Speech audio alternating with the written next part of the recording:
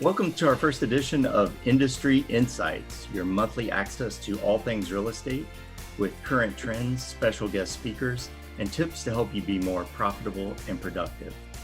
This series will be hosted by your 2021 President, Glen Richardson, a 10-year veteran of the industry with just under $150 million in career production. Welcome, Glen. Help me introduce our special guest today. Thank you, David. Yes, I'd like to begin by introducing our panelists.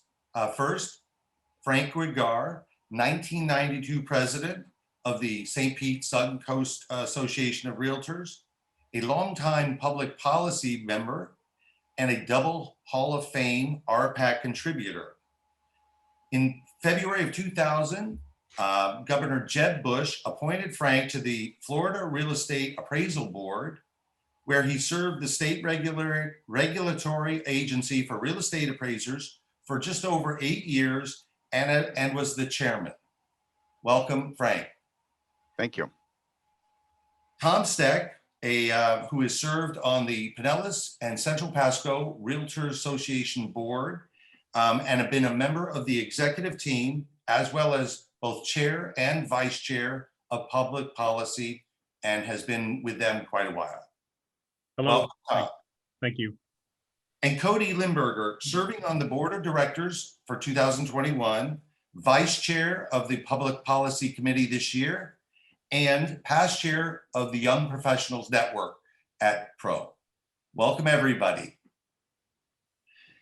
So let's begin. First, Frank, I want to throw this question out to you. Why does Public Policy Committee exist, and why is it important for our members? Thank you, Glenn. That's a great question. The first thing I would do would be to direct people to the Realtors Code of Ethics. And if you'll indulge me, I want to read to you the first section in the preamble. Under all is the land. Upon its wise utilization and widely allocated ownership, deepen the survival and growth of free institutions and of our civilization. Realtors should recognize that the interest of the nation and its citizens require the highest and best use of the land and the widest distribution of land ownership. They require the creation of adequate housing, the building of functioning cities, the development of productive industries and farms, and the preservation of a healthful environment. That's the first part of our code of ethics, and that's the code that we live by. Certainly the preamble is aspirational, but we have a responsibility to ensure that private property rights are protected, that our businesses are protected, that we have the ability to continue to operate independently and as free as possible from undue regulation.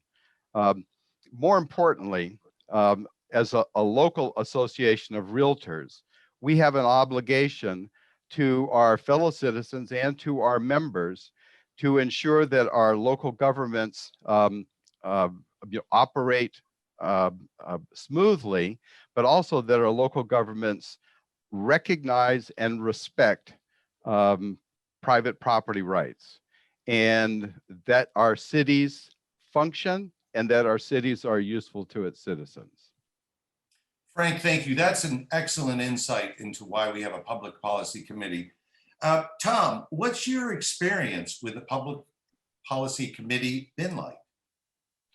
It may sound a little hokey, but you have to remember my degree was in political science. So this has really been exhilarating for me to participate in this level of government service.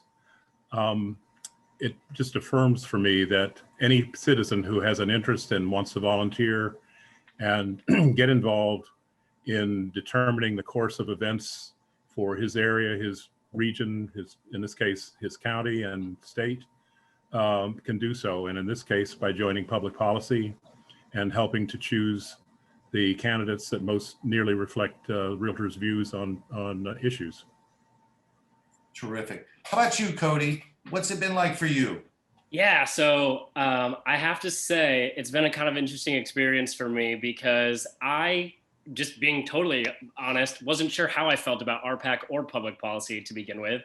It was an interesting time. You see Travis, who posts on our social media, getting trolled whatever direction we go sometimes.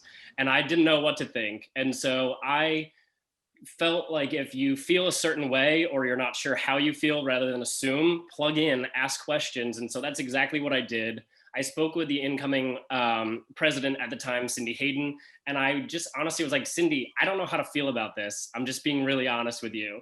And she's like, you know, getting involved, if you have opinions and you're not plugging in, these decisions are being made, things are happening in our industry. And so if you're feeling a certain way, sitting on the fence really isn't an option. And so that's exactly what I did. And I went from honestly wanting to uncheck the box, right, with our membership dues, or considering it, really not knowing what it was even for, to being a major investor going into my third year now. So I have to say, from a young professional standpoint as well, from pro perspective, being welcomed with open arms as a young professional and plugging in, going from just entering the public policy committee last year to now being the vice chair and moving to chair next year. So I think if you plug in and you volunteer your time and ask great questions, they're looking for the next generation of leadership and people with opinions. Like, we want everybody at the table for sure.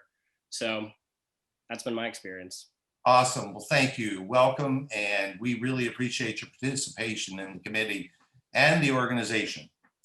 Tom, how does a member get involved in the committee? Every fall, there are interviews that are held by the incoming association president, the incoming public policy committee chair and vice chairs.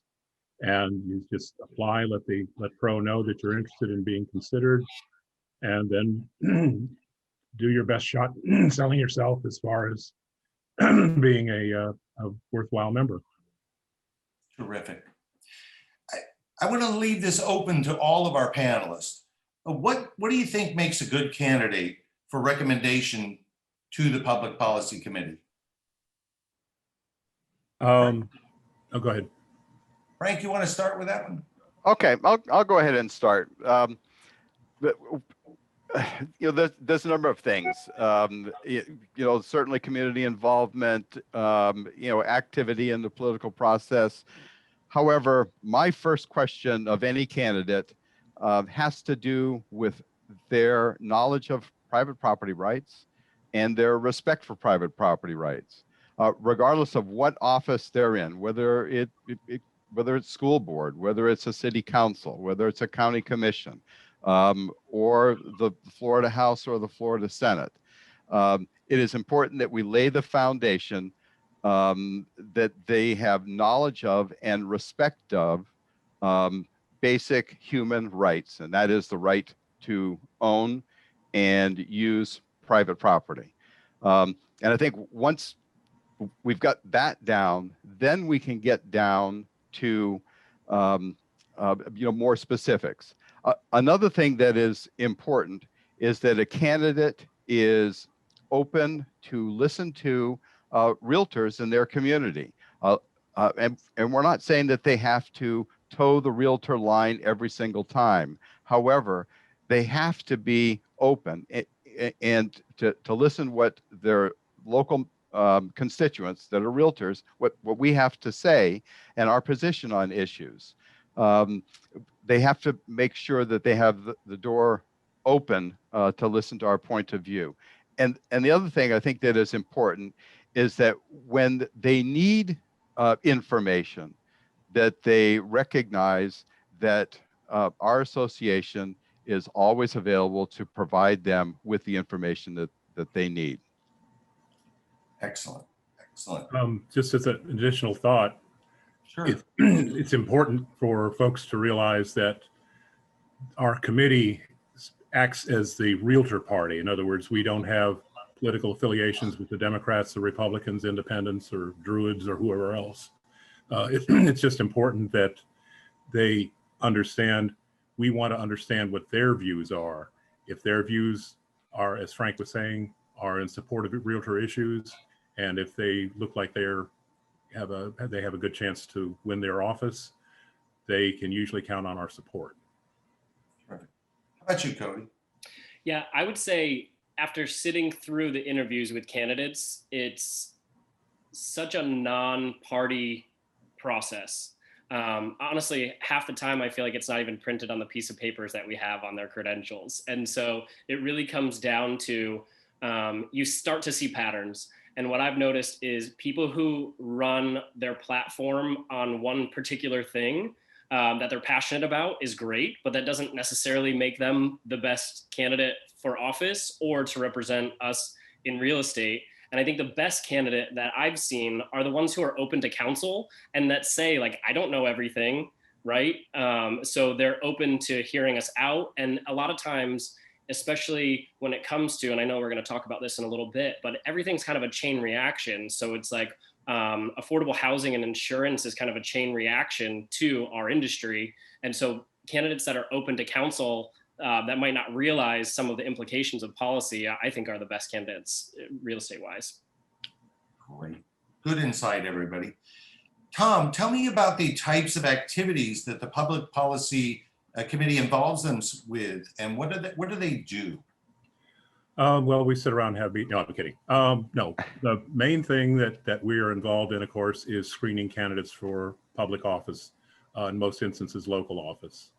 And again, what we're looking for are folks who are interested in finding out what our views are. Sometimes our issues can kind of get into the weeds. For example, one of the local municipalities was wrestling with a historic register designation. And it appeared to realtors that there might have been some misuse of that. So we felt it necessary to learn more about it and stake out a position and then post it on our website for folks to become aware of. And that is the second thing that we get involved in. And that is occasionally taking positions in certain instances where it might affect realtor activities or benefit private property rights. Okay, good. So, Frank, tell us a little bit about where does RPAC come into play in that, and why is it important for our members to participate in the RPAC? Thank you for the question, Glenn.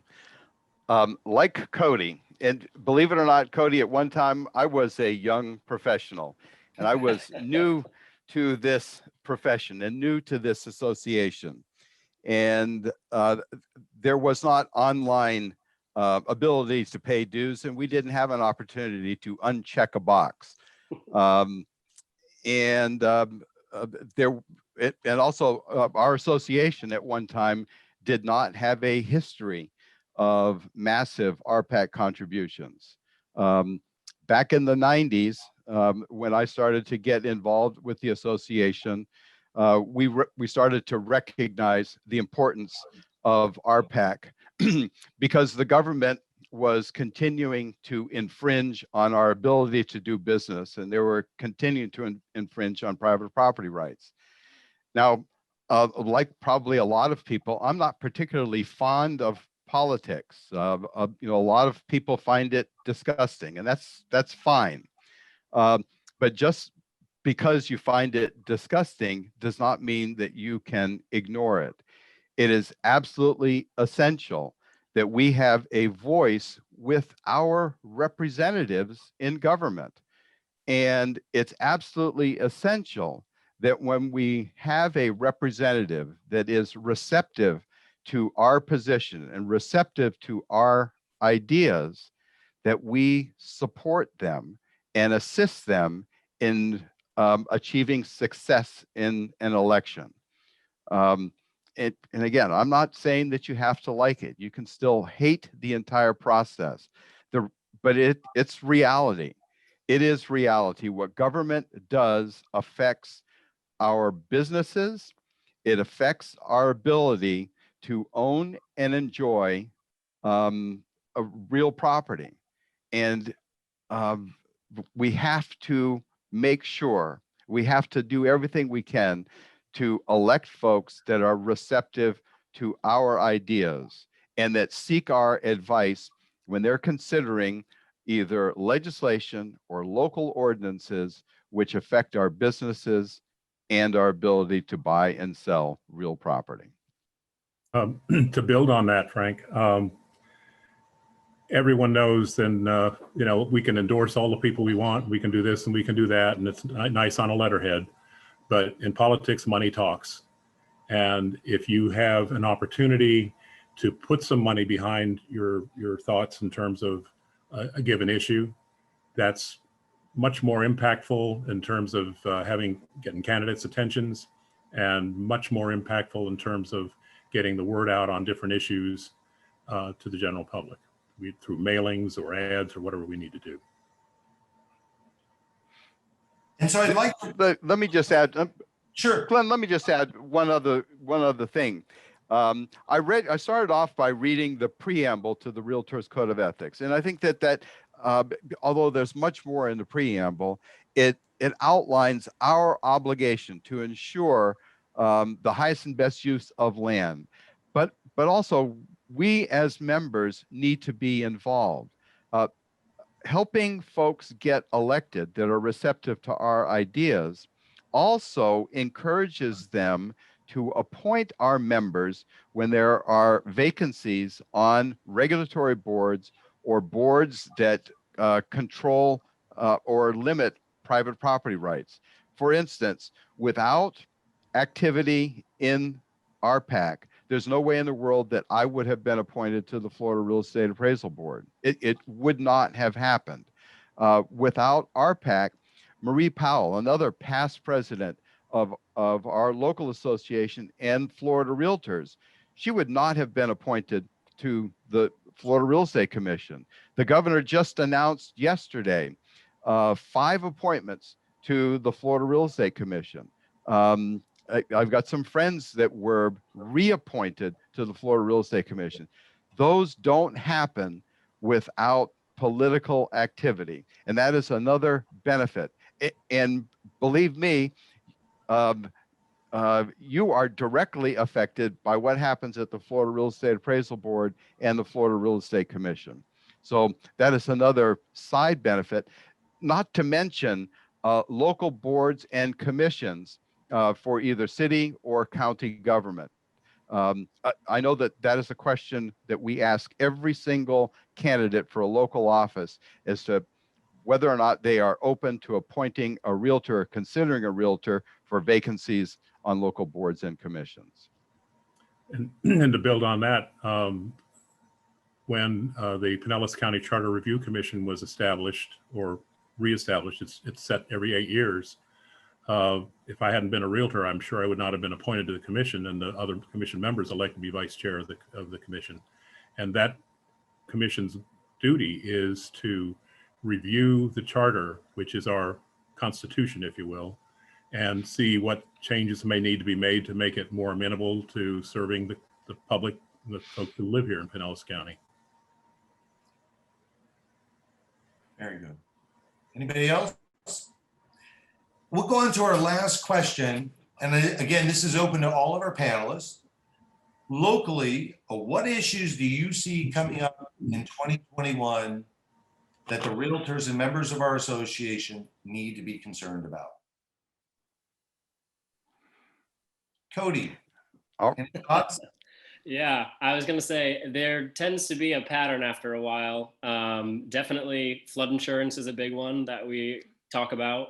Short-term rental restrictions is another big one, or rental restrictions within communities is something that comes up quite a bit.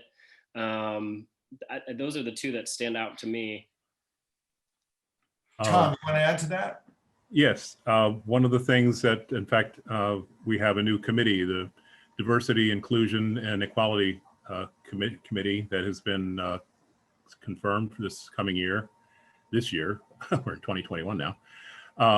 And the importance that committee has in terms of helping folks attain affordable housing. There is an area in Arizona where it's a beautiful town, Sedona. The people who work there, fire, police, teachers, can't afford to live there because the cost of property is so high.